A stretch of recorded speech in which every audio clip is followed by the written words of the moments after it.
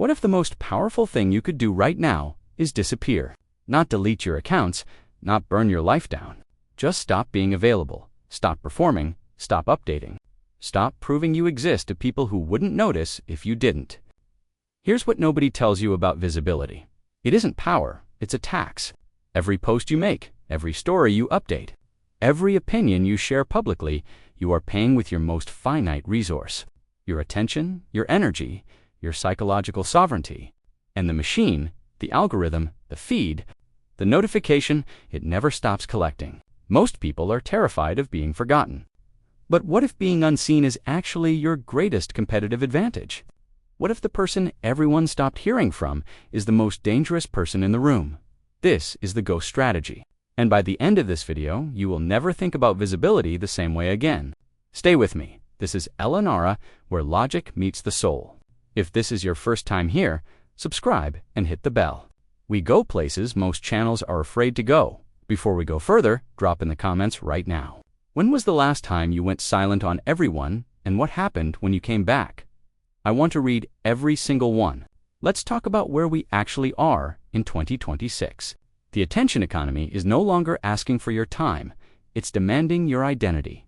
Every platform you're on has one singular objective: to keep you visible, reactive, and emotionally invested in the performance of your own life. Think about what you did this morning. You woke up, and before you even fully existed in your own body, you checked. You checked who saw you, who responded, who validated the version of you that you put out yesterday. That is not living. That is auditioning. And the terrifying part is, we've normalized it.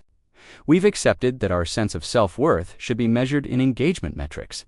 Psychologists have a term for what happens to the brain under constant social observation. It's called the spotlight effect, the chronic, exhausting feeling that everyone is watching, judging and evaluating your every move. And here's what that costs you. Every time you craft a post for an audience, you are not expressing yourself, you are editing yourself. You are removing the raw, uncomfortable, unfinished parts of who you actually are and replacing them with a performance that is optimized for approval. Over time, you forget which version is real. You become the curated persona. And the real you, the growing, evolving, sovereign you, gets buried under the weight of other people's opinions. That is not influence, that is imprisonment. And the exit is disappearance. Now, let's be precise about what the ghost strategy actually is. Because this is not about running away. This is not depression, this is not giving up. This is a calculated, deliberate, surgical withdrawal from the social grid. There is a critical difference between disappearing out of fear and disappearing out of power. Fear-based withdrawal says, I can't handle being seen. Power-based withdrawal says, I choose who gets access to me. And right now, nobody does. When you remove yourself from the social equation, something fascinating happens. You stop being a data point. Think about how social dynamics actually work. People form opinions about you based on the data you provide. Your posts, your reactions, your availability, your responses. Every time you engage, you hand them information. You give them the map to your psychology. But when you go ghost, the map disappears. You become unpredictable. And unpredictable people are impossible to manipulate. There's a reason the most strategically powerful figures in history, the ones who shaped rooms, shifted power, commanded attention without saying a word, were always the least visible. Mystery is not weakness, mystery is armor. The transition from reactive participant to silent observer of your own life is one of the most profound psychological shifts a human being can make. You stop responding to every provocation. You stop justifying every decision. You stop existing for the consumption of others. And in that silence, you start existing for yourself. I want to ask you something, and I genuinely want your answer in the comments. Do you think going ghost is an act of strength or an act of avoidance? There is no wrong answer here. Let's have the real conversation.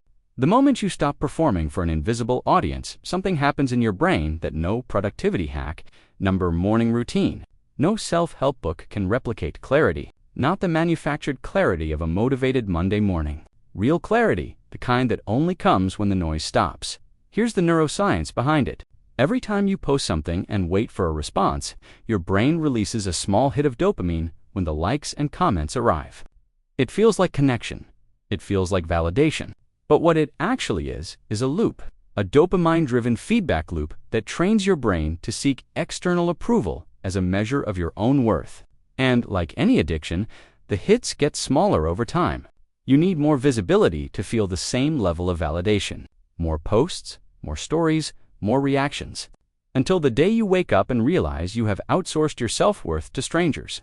Breaking that loop is not comfortable. The first days of silence feel like withdrawal, the urge to check, to post, to update its physical. But on the other side of that discomfort is something the algorithm cannot give you and cannot take away. A self that belongs entirely to you. When you stop performing, you stop being manipulable. Because social engineering requires data, it requires your reactions, your insecurities, your need for belonging. Silence starves it. Your absence becomes an impenetrable psychological shield.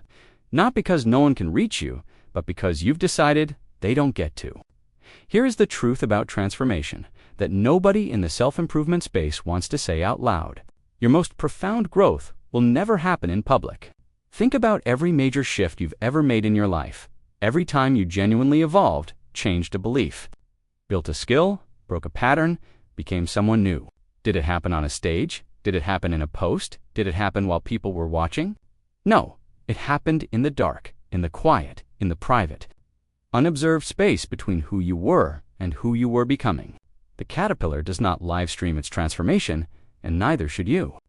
There is a devastating competitive advantage to building yourself in private. When your growth is public, it is subject to public opinion. Every step you take can be commented on, criticized, undermined, or co-opted by someone else's narrative about who you are. But when your growth is invisible, it is untouchable. Nobody can have an opinion about what they cannot see. Nobody can sabotage a process they don't know is happening. Nobody can define a version of you that hasn't been made available for their consumption. The untouchable self is not built in the spotlight. It is built in the shadows, and when it emerges complete. Not as a work in progress offered up for feedback, but as a finished, sovereign, fully realized version of yourself that nobody had the chance to interrupt. Tell me honestly in the comments, are you building in public or in private right now? And which one is actually working for you? I want to see the real answers. Now here's where the ghost strategy becomes complete. Because disappearing is only half of the equation. The other half is the return, and the return is everything. When you have been absent, truly absent, not just quiet for a week, but genuinely withdrawn from the social grid, your reappearance carries a weight that constant visibility never could.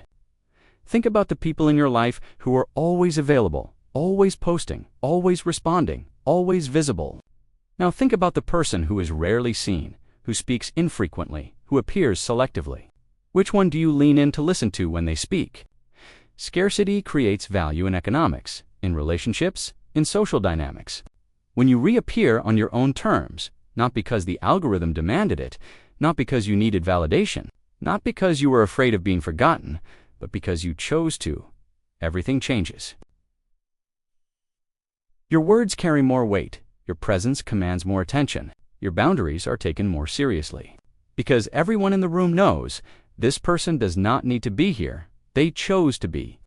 And that choice, that sovereign, deliberate, unforced choice is the highest expression of psychological power available to a human being. This is the permanent shift the ghost strategy creates, from seeking belonging in the crowd to finding absolute security in your own absence. From performing your life for others to living it entirely for yourself. From being a product of the attention economy to being immune to it. You don't disappear because you are broken. You disappear because you are building something they don't get to see yet. And when you return, they will feel the difference. The most powerful version of you will never be built under observation. It will be built in the silence between who you were and who you are becoming. The ghost strategy is not about hiding, it is about choosing. Choosing your energy, choosing your audience, choosing when you are seen and when you are not. And that choice is sovereignty. Now, I want to hear from you. 3 questions, answer whichever one hits hardest. 1. Have you ever gone ghost on everyone and come back a completely different person? 2. Do you think constant visibility is making people weaker? 3. Are you ready to disappear? Drop your answer below. I read every comment. If this video spoke to something real in you, share it with someone who needs permission to disappear. Subscribe to Eleonora, new video dropping this week. And remember, the most dangerous person in the room is the one nobody saw coming.